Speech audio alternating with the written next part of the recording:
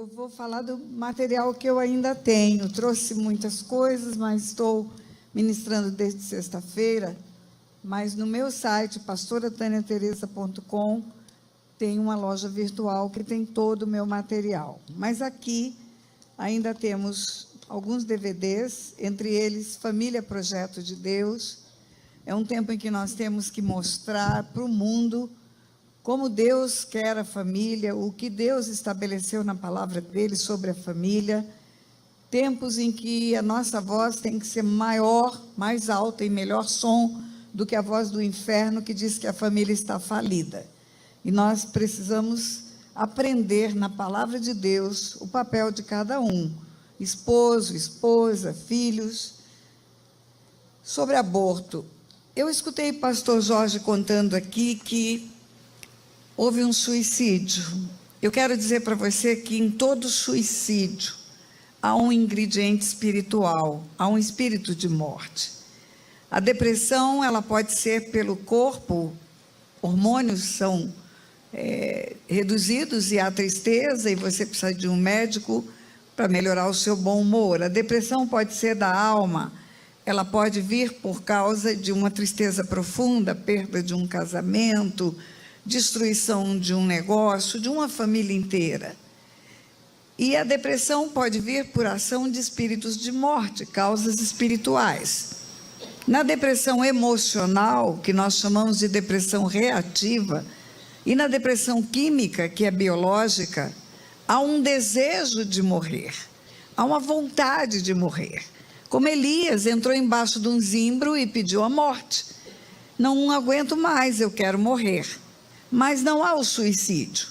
Quando há o suicídio, há um ingrediente espiritual. E uma das causas desse ingrediente espiritual nesta nação é o aborto. Se você tem dúvida, existe uma nação em que o aborto é livre. No Japão, por exemplo. A mulher chega no médico e ela está gestante, e o médico pergunta, você quer gestar ou quer abortar? E ela pode abortar até o fim da gravidez, porque é livre. E é o país onde mais tem suicídio no mundo. Então, há uma resposta espiritual para o suicídio, e nós temos visto isso acontecer muito no meio do povo de Deus. Testemunho é a minha história, você vai ter flashes da minha história só, porque Deus me deu uma palavra específica para esta manhã, mas tem ali testemunho com a história da menina que saiu do lixo, se tornou uma juíza, não ganha 40 mil, mas eu recebo a palavra profética, profetizo que todos nós teremos salários dignos, né? Mas que é levada por Deus a todos os lugares do mundo para ministrar a palavra de Deus, do lugar da desonra para o lugar da dupla honra, do lugar do abuso sexual para o lugar de cuidar de famílias, de cuidar de pessoas, do lugar da humilhação para o lugar da provisão. É Deus que faz isso. Tem um material muito interessante que eu constituí num livro, Quebrando Paradigmas sobre Heranças Espirituais. Queridos, heranças espirituais são reais. Muitas pessoas não querem dar o nome de maldição, porque acham ruim esse nome. Então eu coloquei o nome mais bonitinho, heranças espirituais. Mas no fundo é a mesma coisa. Nós não podemos apagar, desmontar a lei de Deus. E lá na lei de Deus está escrito, visitarei a iniquidade dos pais nos filhos, até a 3ª e 4ª geração. E maldição não é ação do diabo, como muita gente pensa. Maldição é ação de Deus. Você vai ver Deus falando para Caim, o pecado jaz à porta, a ti te cumpre dominá-lo, e Caim mata Abel. E depois que Caim mata Abel, não dominou a sua ira e matou o seu irmão. Deus chega para Caim e diz, cadê o teu irmão? Onde está o teu irmão? Caim fala, eu vou dar conta do meu irmão? Eu sou tutor do meu irmão? E Deus responde para Caim, és agora, pois, maldito por sobre a terra, cuja boca se abriu para receber das tuas mãos o sangue do teu irmão.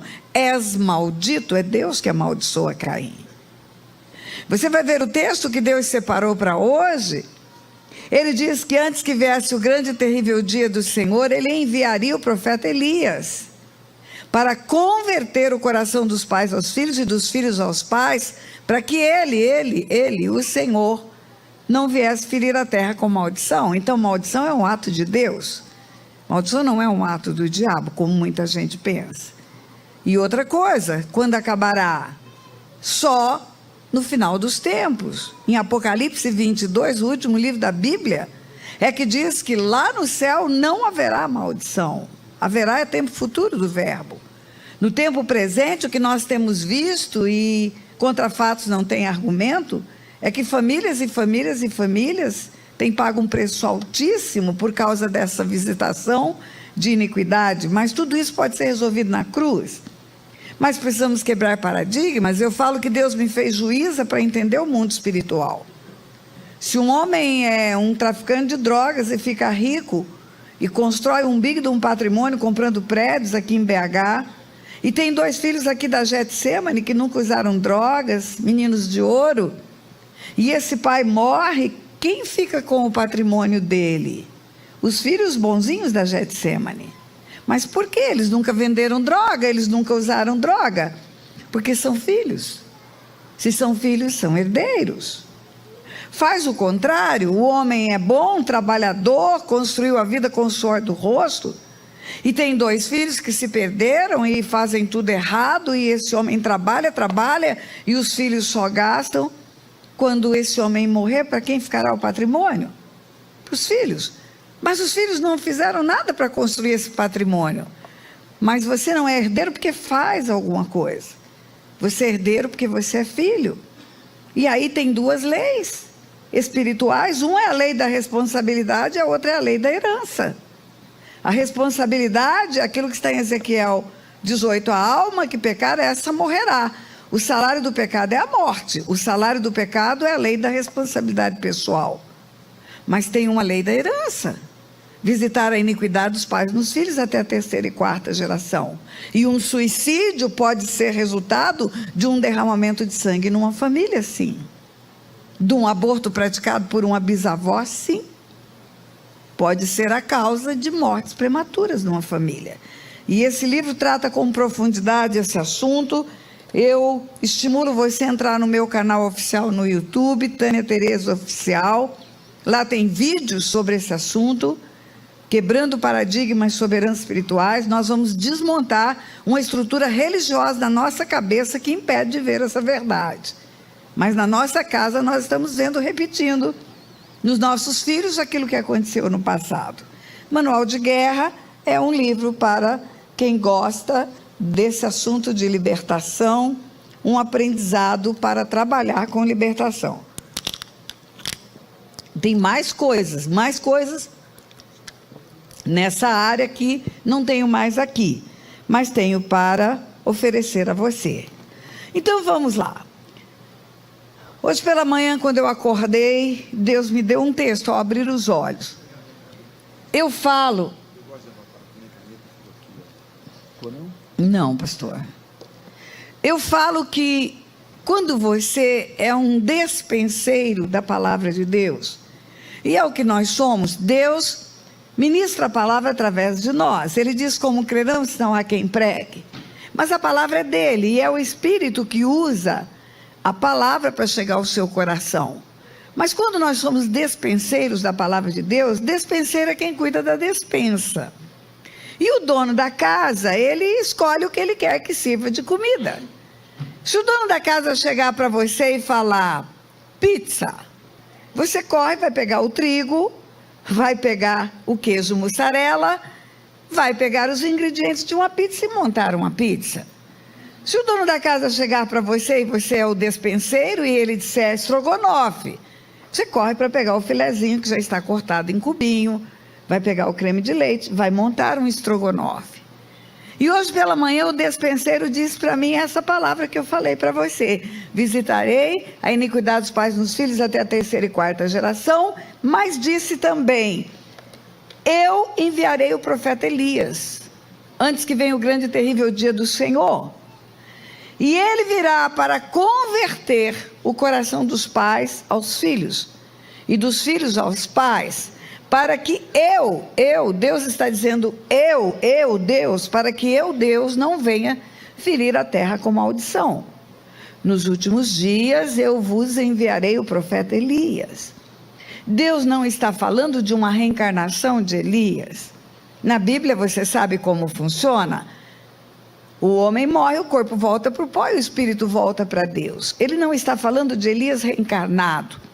Ele está falando do espírito que havia em Elias vir neste tempo.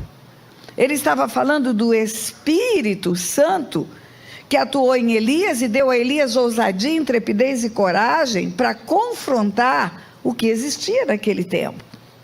E aí ele diz que enviaria esse profeta. É assim que termina o Velho Testamento, que vem esse Espírito, esse mesmo Espírito profético, para trazer aos pais e aos filhos o convencimento da necessidade da conversão de uns aos outros, para que Deus não ferisse a terra com maldição. E aí você, como despenseiro, vai procurar a história de Elias. E eu vou fazer um resumo do resumo para você, porque temos muito que falar. Elias foi um profeta levantado por Deus no tempo em que Acabe governava e Jezabel estava lá com a sua influência sobre Acabe. Era um governo de trevas, um governo sem temor de Deus. Um governo onde o templo do Senhor era usado para adoração de Baal, adoração de demônios. O governo estava associado ao império das trevas. O governo não tinha nada, absolutamente nada, de temor de Deus. E aí se levanta o profeta e confronta o líder da nação. Confronta Acabe. E esse confronto, essa palavra de confronto, ela foi uma palavra profética. Não vai chover, não vai haver orvalho, não vai haver. E a chuva, queridos, a chuva era a base de toda a economia. Os homens plantavam, era agricultura e pecuária, planta e tem que ter o capim para o gado comer, e não tem comida para o animal morre, então morrem as plantas e morrem os animais, acaba a agricultura e acaba a pecuária. Não vai chover, Deus vai pesar a mão sobre a terra. E foi o que aconteceu, e Elias teve que fugir.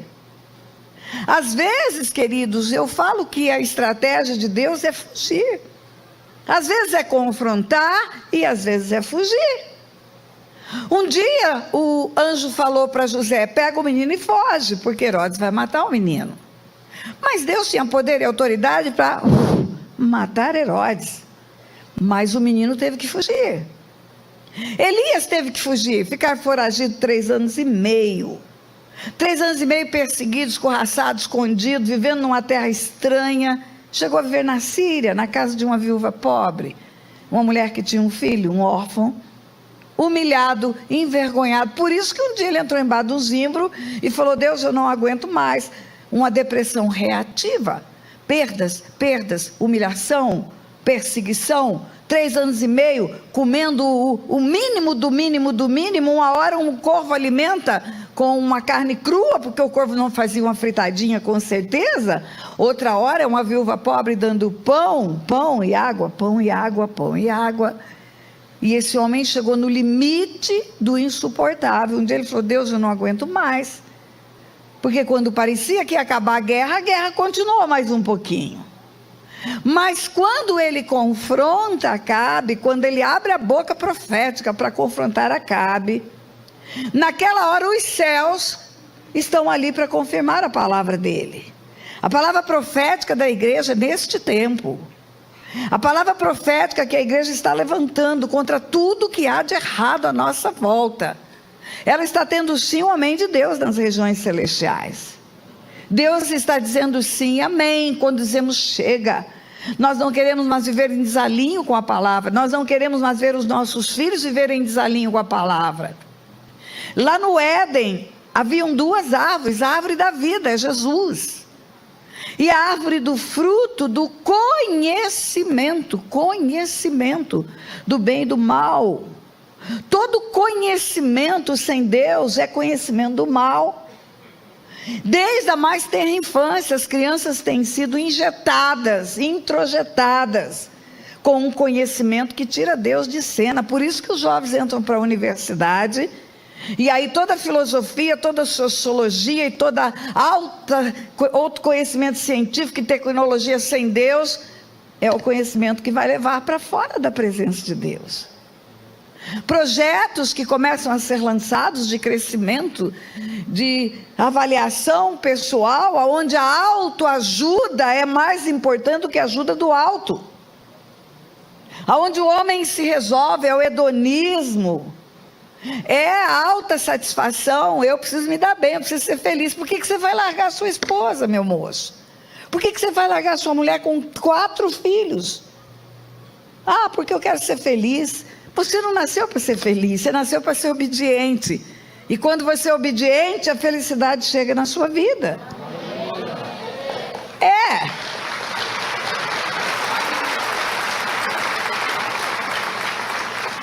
O texto original do último livro, que é Malaquias, antes que veio o grande e terrível dia do Senhor, eu enviarei o profeta Elias. Para quê? Para quê? Para ter uma voz profética que converta o coração dos pais aos filhos e dos filhos aos pais. Queridos, desde 1964, desde 1960, desde os anos 60, uma potestade, um principado de rebelião começou a governar na terra. Eu não confio em ninguém com mais de 30 anos. Quem tem 30 anos? Seus pais. Você não confia neles? É proibido proibir. Quem é que proíbe? Seus pais, porque quer colocar limites. Você não confia nos seus pais? Vai para a balada, enche o corpo de prazer, adquire AIDS. A hora que você estiver morrendo no hospital, eu quero ver se um amigo seu da balada vai cuidar de você, ou serão os seus pais, que vão estar lá te limpando na sua sujeira do hospital. Agora não falo mais bença pai, bença mãe. Não falo mais bença pai, bença mãe. É vergonhoso, isso daí é mico. Pois olha, cada vez que o teu pai e tua mãe abrem a boca para te abençoar, tem um sim, um amém no céu.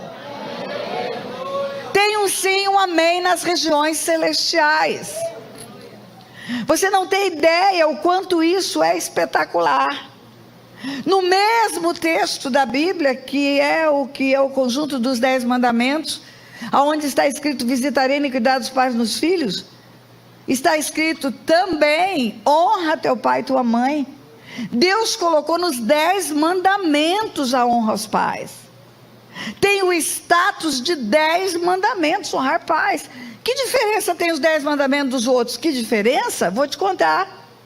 A Bíblia tem leis que são civis, cerimoniais, leis morais, leis penais, mas a Bíblia tem uma lei espiritual imutável, que são os 10 mandamentos. Por que é imutável? Porque ela é toda constituída, vou falar como juíza, de cláusulas pétreas, não muda. Sabe por quê? Porque não foi um texto que Deus falou para Moisés. Todo o resto da lei, Deus fala para Moisés: Moisés, vai aos filhos de Israel e diz isso. Moisés, vai aos filhos de Israel e diz isso. Nos 10 mandamentos, Deus escreveu com o dedo dele em tábuas de pedra. O trono do céu desceu e Deus escreveu os 10 mandamentos. Moisés, irado, quebrou a tábua de pedra, ficou bravo porque viu um bezerro de ouro construído pelo povo. Deus falou: traz outras tábuas, precisa ficar escrito. Não vai passar, passarão céus e terras, não vai passar. Honrar pai e mãe é princípio espiritual para se dar bem na vida. Honrar pai e mãe é princípio espiritual para viver muito e para viver bem. Aí você encontra uma geração que desonra a sua família. Encontra uma geração que não percebe a importância da bênção paterna, da honra paterna, materna. Uma geração que arrebita o nariz e começa lá nos anos 60. Rebelde era o nome do conjunto que eles gostavam de ouvir, os rebeldes. E a rebelião, que é um pecado de feitiçaria, como de feitiçaria, entra no coração do jovem. Ele não quer mais conselhos, ele não quer mais ouvir a voz dos seus pais. O que serviu para você não serve para mim. Ele não sabe que Deus não muda e Deus não quebra princípios. Depois que quebra muito a cara, Deus não quebra princípio, é o princípio que te quebra. Depois que quebra muito a cara por aí, onde tudo é errado, não passa no concurso que quer, o negócio que abre não dá certo o vestibular, o casamento vai para o ralo, aí é que ele vai pensar, meu Deus, eu desonrei meus pais, aí está a origem, aí está a causa. No mundo espiritual não se aplicam as leis da física, não há tempo e não há espaço. Eu tenho uma desonra que eu fiz com 17 anos de idade e eu tenho 70, será que se perdeu no tempo? Não, porque o que apaga a transgressão é arrependimento, só isso. Arrependimento, confissão de pecados. Eu conto uma história, eram duas mulheres, parecia que a história era a mesma. 2 casamentos indo por água abaixo, 2 mulheres santas casadas com 2 homens ímpios, 2 mulheres vivendo muito mal, porque os maridos promíscuos, beberrões, e as 2 vêm pedir oração, e você pensa, é a mesma coisa, é igualzinho, e vai orar o pacote, já ora para as 2 de uma vez, é tudo igual. Mas quando você vai conversar com um e com outro, não é tudo igual. Uma delas casou, depois se converteu. Ela casou quando ela estava no mundo, na baderna, na balada, na droga, na promiscuidade. E aí ela se converte, ela quer a casa dela na presença de Deus. E há uma promessa bíblica: crê no Senhor Jesus, será salvo tu e a tua casa. E essa mulher pode invocar do céu o cumprimento dessa promessa. Ela pode chegar diante de Deus e Deus tem uma promessa na tua palavra, o Senhor não mente, o Senhor é fiel e o Senhor zela pela tua palavra, o Senhor diz que a mulher santa santifica a casa e há uma promessa: crê no Senhor Jesus, será salvo tu e a tua casa. Eu creio, eu quero a salvação do meu marido, dos meus filhos, porque a impiedade do meu marido impede que os meus filhos sejam libertos e salvos, porque ele está deixando uma herança maligna para os meus filhos. E a outra mulher não é a mesma coisa. A outra mulher não pode orar invocando o favor de Deus. O sim, o amém de Deus virá para essa mulher que se converte, que quer arrumar a vida dela. A outra mulher não, nasceu no Evangelho, foi criada no Evangelho, conhecia a palavra, estava escrito, não case com um filho de Deus estranho, escolha dentre os filhos do meu povo. E ela arrebitou o nariz, escolheu alguém que os pais não aconselharam que escolhesse, ou melhor, os pais desaconselharam. O líder dela, o pastor dela falou: minha filha, espera, ora por esse homem, depois que ele se converter, você casa com ele. E ela arrebitou o nariz e diz: eu sei o que é melhor para a minha vida. E agora está chorando, comendo o pão que o diabo amassou. Ela é filha de Deus, ele não é, ele é filho de quem? Você não é filho de Deus, você é filho de quem? E quem é o sogro dela? É o cão, que de vez em quando entra na casa e faz a confusão. Até apanhar desse marido ela já apanhou. E aí ela vem chorando, e você vai orar do mesmo jeito? Vai pedir o favor de Deus? Não, não, não. A maravilha é que esse mesmo Deus que libera o favor para o cumprimento da promessa, ele também é um Deus misericordioso. A misericórdia dele se renova a cada manhã, é a causa de não sermos consumidos. Mas como é que você aciona a misericórdia de Deus? Arrependimento e confissão. Essa mulher de Cá precisa reconhecer o que fez errado com os seus pais, precisa reconhecer que fez sua mãe chorar, afrontou a sua família a fazer escolhas erradas. Aí você fala para ela, ela fala: mas olha só, pastora, minha mãe é boazinha. Uma semana depois, a minha mãe estava me levando um bolo de cenoura coberto de chocolate, ficou tudo bem. Eu falei: você não está entendendo. Não é o perdão da sua mãe que muda a sua história, é o seu arrependimento. Falei para ela: você quer ver uma coisa? Na cruz tem o perdão para 7 bilhões de pessoas. Ele amou o mundo de tal maneira que deu o Filho para salvar o mundo. A liberalidade do amor de Deus, do perdão de Deus, é para toda a humanidade. Está todo mundo salvo? Não. Quem está? Quem vai à cruz com arrependimento e confissão.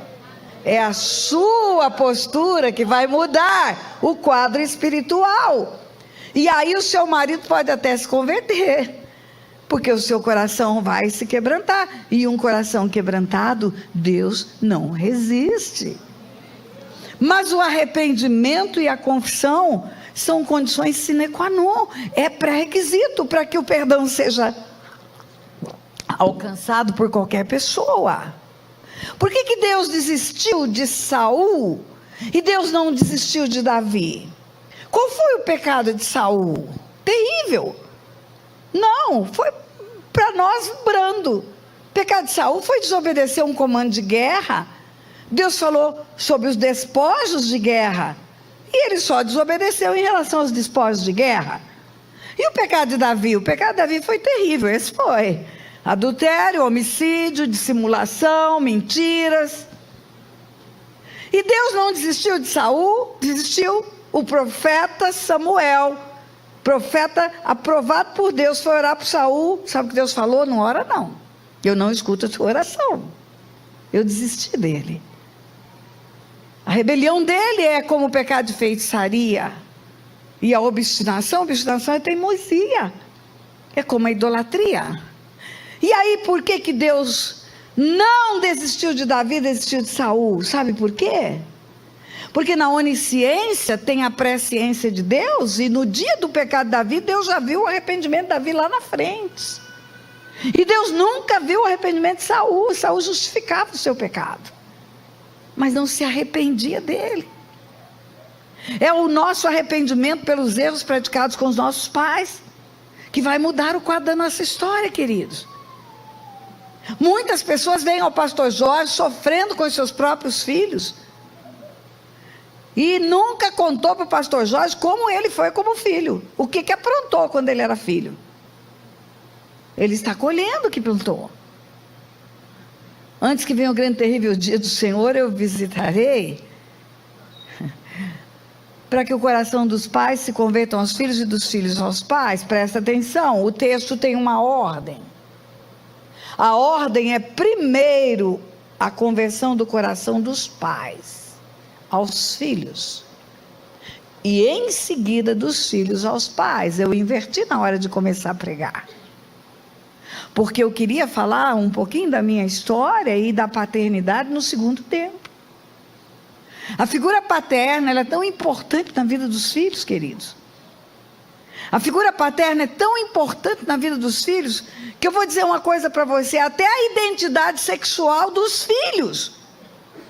Pode haver confusão, e toda essa demoníaca atuação na cultura só se aproveita disso se houver uma família com a paternidade errada. Você sabia que a figura paterna, ela fixa a identidade sexual dos filhos? Imagine um homem que tem uma menininha, um menininho, ele tem um casalzinho. Imagine que esse homem é bom, é um pai protetor, provedor, carinhoso, um pai que estimula, um pai que dá afeto na medida certa, e ele tem um casal de filhos. Aí o menino olha para esse pai e ele vê um herói, ele vê um modelo que ele quer copiar, e ele quer ser homem igual o papai. Pode vir à escola e enfiar o que quiser nele, ele vai querer ser homem igual o papai, porque ele vê um modelo que é divino de paternidade colocado diante dele, e é um modelo que faz bem para ele. A menina olha para esse homem bom, tudodebom.com, mesmo pai, tem 2 filhos, ela não vê um herói, ela vê um príncipe, ela vê alguém que é um modelo que ela vai escolher para casar.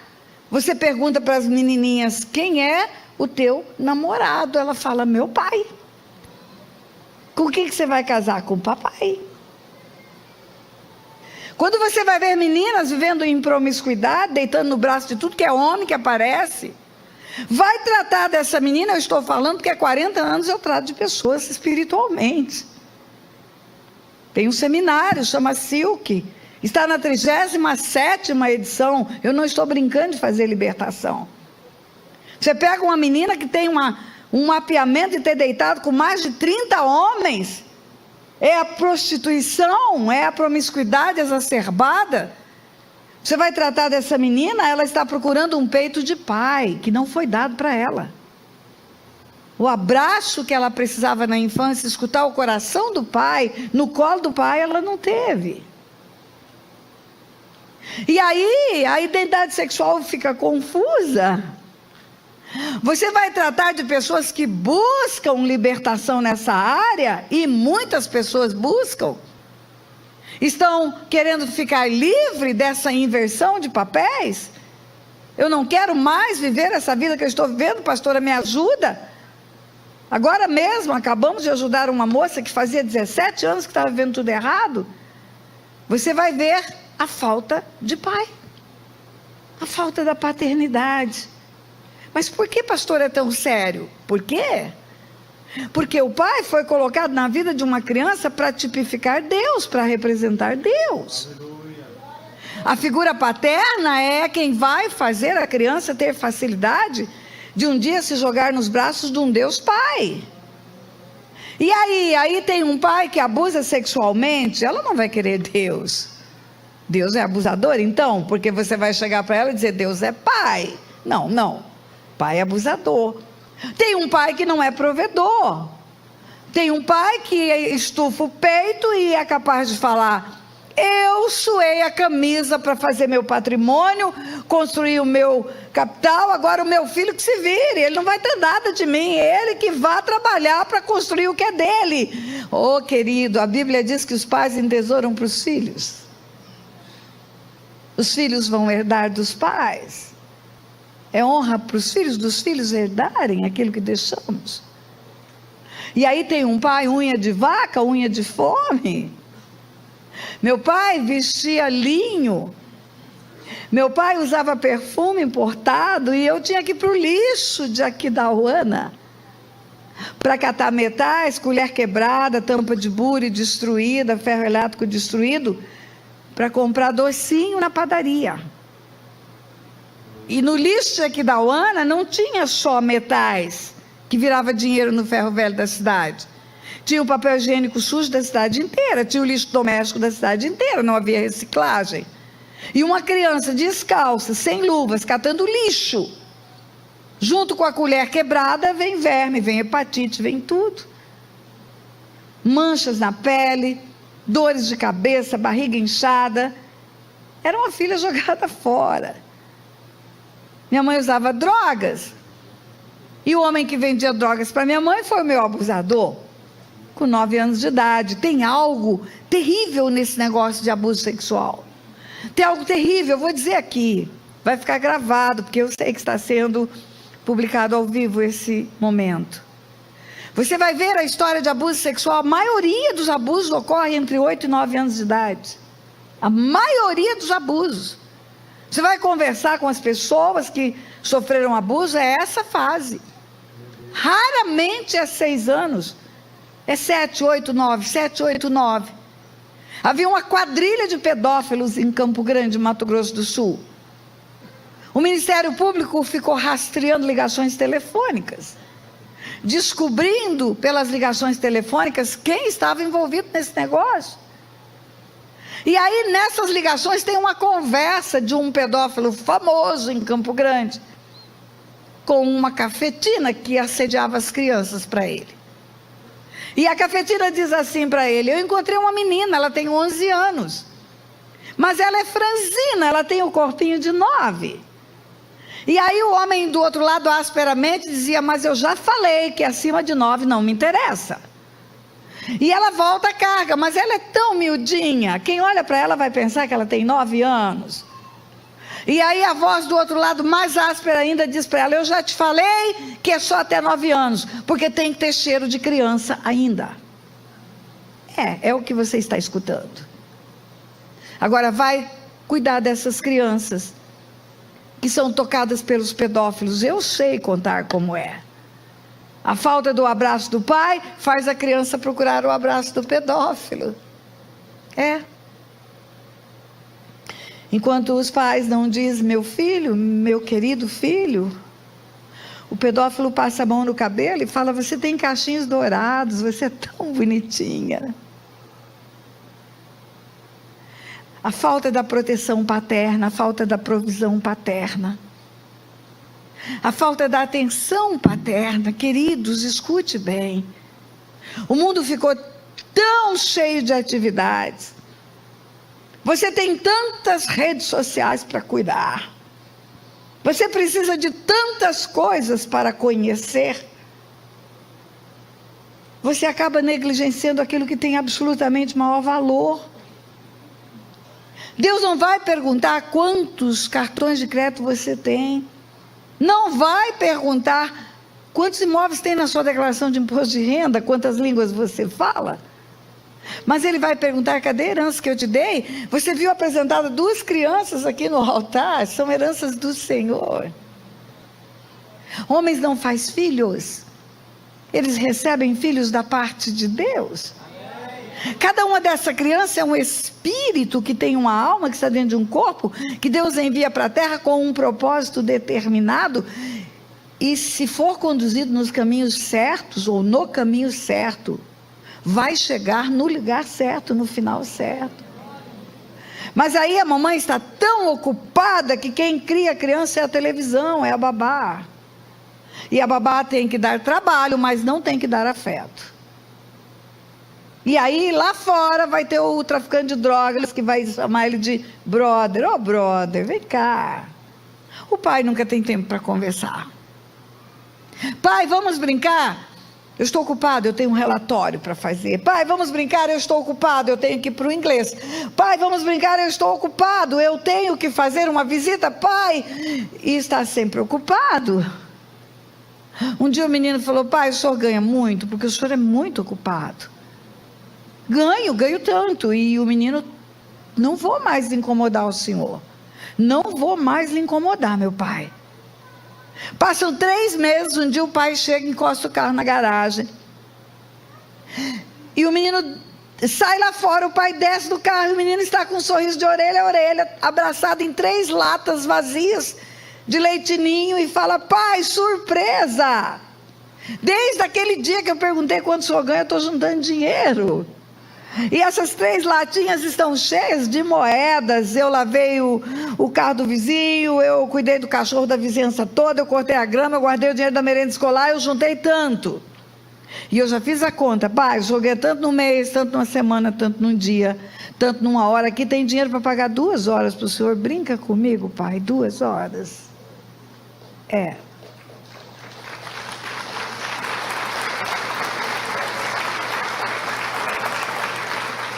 Você sabe por que a escola pode, em 4 horas, enfiar lixo na cabeça das crianças? Porque nas outras 20, ela está jogada em algum lugar.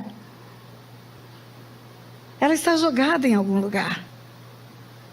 Quantos atendimentos fazemos de pedido de socorro? De pessoas que falam: eu só queria um abraço do meu pai, mais nada. E a mãe? A mãe, muito importante. Se o pai representa a paternidade de Deus, a mãe representa a presença do Espírito Santo. A mãe é a consoladora, a mãe é que revela o pai. Se a mulher nunca contar quem é o pai da criança, a criança não vai saber. É a mãe que revela as coisas, os segredinhos, os tesouros escondidos. Ela vem tipificar o Espírito Santo. Aí uma criança que tem falhas: pai, mãe, pais, converterei o coração dos pais aos filhos. Uma criança que tem problemas com mãe, com pai, cresce, se torna um adulto incapaz de chegar ao coração de Deus como filho. Vai virar um religioso se vier para a igreja. Vai virar um religioso, ele quer Deus num alto sublime trono, grande, alto, poderoso e tremendo, mas ele não vai querer Deus como pai. Quando Jesus veio, ele veio confrontar os religiosos. Os religiosos nas praças faziam aquelas orações de peito em pé: ó Senhor da glória, majestoso, poderoso tu és. Jesus chegou e falou: quando você orar, fala: Pai nosso, Pai nosso. Pai nosso. Deus quer ser pai.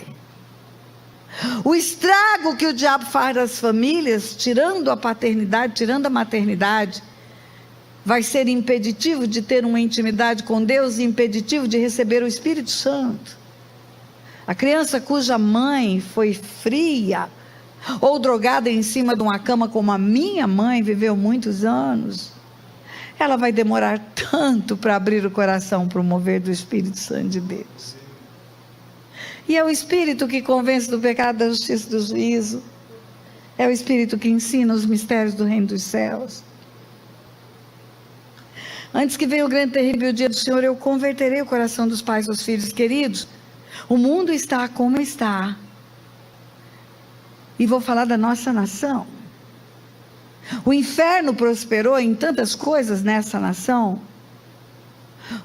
porque nós estivemos longe da palavra de Deus dentro da nossa casa. Uma sociedade é formada por famílias. Eu sei porque eu vivi a família mais errada do planeta. Mas tenho uma boa notícia para você. Não importa o que fizeram com você, importa o que você vai fazer com o que fizeram com você.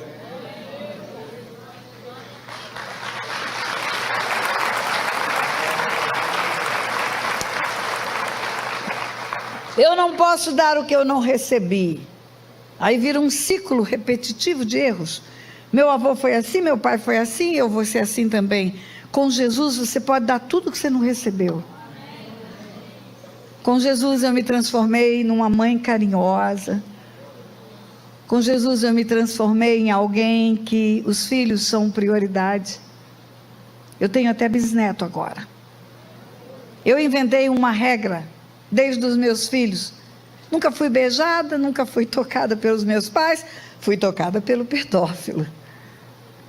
Eu inventei uma regra, eu estou no carro, eu vou levar a criança para a escola, tem sinal vermelho, para que presta o sinal vermelho? Para parar e para beijar. Aproveita para beijar seu filho. Aproveita para dizer eu te amo, você é um tesouro na minha vida. Deus confiou você para mim. Olha para os seus pais, olha essa criança. Sabe quantos anos essa criança vai demorar até se tornar um adulto? Sabe quanto trabalho vai dar? Sabe quantas vezes essa mãe vai andar pela casa segurando essa criança pela mão, para ela se endireitar, ter noção de perigo para não jogar daqui do alto? Sabe quanto ela vai gastar com fralda, com leite? Sabe o quanto esse pai vai trabalhar? Vão perder noites de sono para fazer essa criança virar um homem de bem? Aí um dia cresce, arrebita o nariz e fala: não se mete na minha vida. Foi você que se meteu na vida deles. Eles estavam muito bem sem você. Foi você que nasceu e eles cuidaram de você. Todo o nosso comportamento fora da palavra de Deus no que se refere a relacionamento de pais com filhos abre janelas espirituais para a maldição vir na terra. É Deus que diz isso, não sou eu. Para que eu não venha e fira a terra com maldição. Então, se a desconexão dos pais com os filhos traz maldição para a terra e faz prosperar o mal, como nos dias do profeta Elias, então tem conserto isso? Tem. Como que fazemos? Vamos nos converter uns aos outros. Vai lá, pede perdão, faz conserto. Procura seus pais. Sabe o que eles vão dizer? Não, eu já esqueci. Pai, eu sei que o senhor esqueceu, mas importa que eu vou zerar isso do mundo espiritual. O senhor esqueceu, mas o diabo não, e eu preciso tirar da mão do diabo a nossa história. Pai, ainda tem tempo para você ser um pai amoroso, atencioso, cuidadoso, manifestar Deus na vida do seu filho. Até hoje não fez isso, seu filho tem 40 anos, ainda bem que seu filho está vivo. Pior seria você chorar no caixão dele, porque se você foi mau pai, ele pode responder sendo mau filho, e a vida dele ser encurtada. Honra teu pai e tua mãe, para que se prolongue os dias na terra, que teu Deus te dá e te vá bem. Honra teu pai e tua mãe. Desonra, vai morrer cedo. Muitos filhos desonram os pais, porque os pais deram causa. É hora de fazer essa conversão, igreja. Hoje é um dia bom para isso. Eu vou continuar só um pouquinho e vamos orar. Elias confrontou o governo corrupto. Elias confrontou os profetas de Baal. As trevas não prevalecem contra a voz profética da igreja. As portas do inferno não prevalecem contra a voz profética da igreja. E a igreja se levantou para profetizar novos tempos, e virão novos tempos. A igreja se levantou para profetizar que tempo de chuva virá. A sequidão vai acabar. Mas eu quero dizer que aconteceu algo, pastor Jorge. Aconteceu algo, era tempo de seca total. 3 anos e meio sem chuva, nem orvalho, tudo estava morrendo, tudo estava destruído, plantações, não haviam colheitas perdidas. E aí o profeta falou para o povo: eu quero água.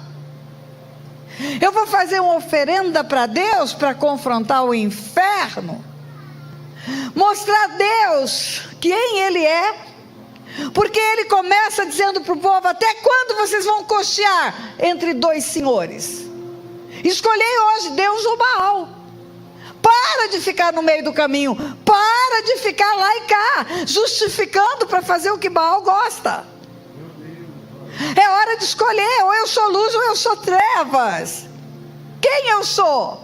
Filho da luz ou filho das trevas? E aí Elias manda buscar água em tempo de seca. Presta atenção, água em tempo de seca, sabe o que significa?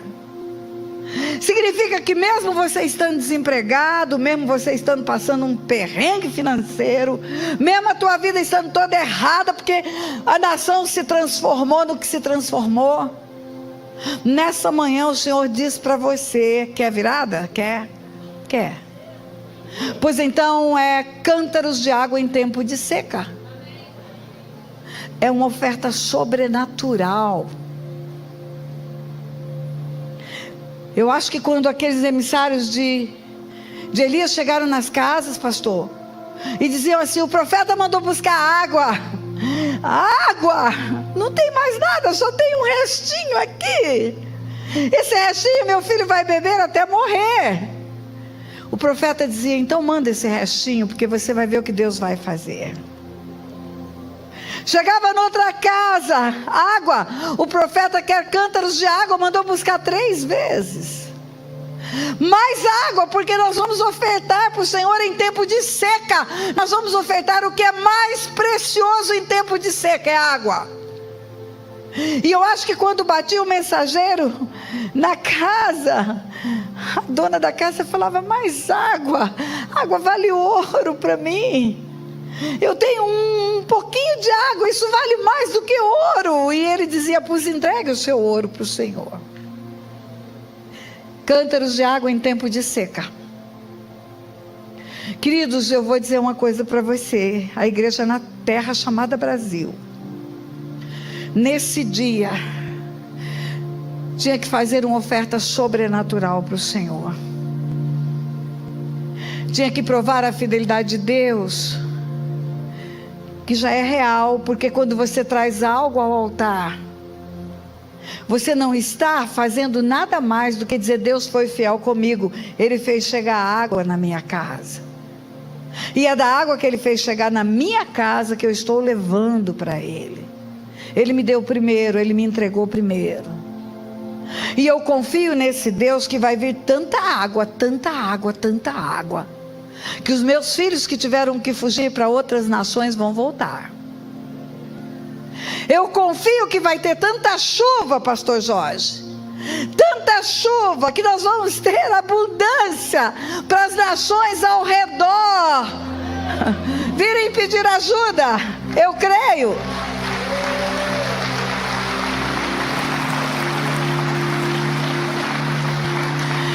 E eu creio que o nosso ato profético, no dia de hoje, de oferecer cântaros de água em tempos de seca, vai mover a economia dessa nação.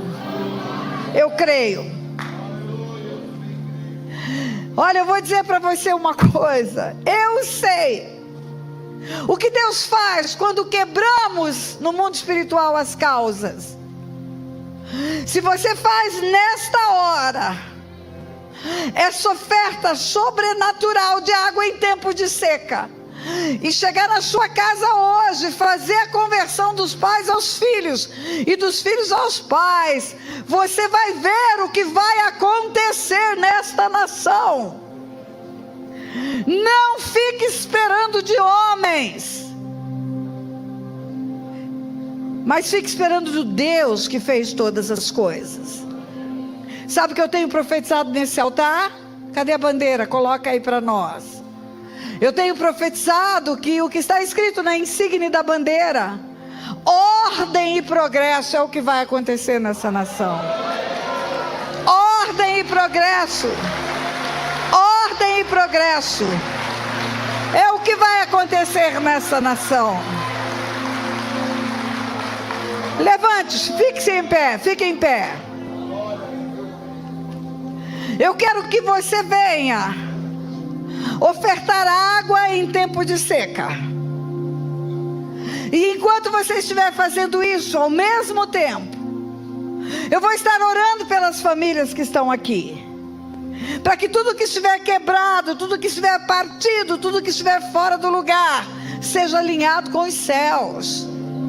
Relacionamentos quebrados, desonras estabelecidas, filhos perdidos na sua identidade sexual, casamentos à beira do abismo, vida financeira rota. O Senhor vai colocar as coisas no lugar. Eu profetizo tempos de chuva.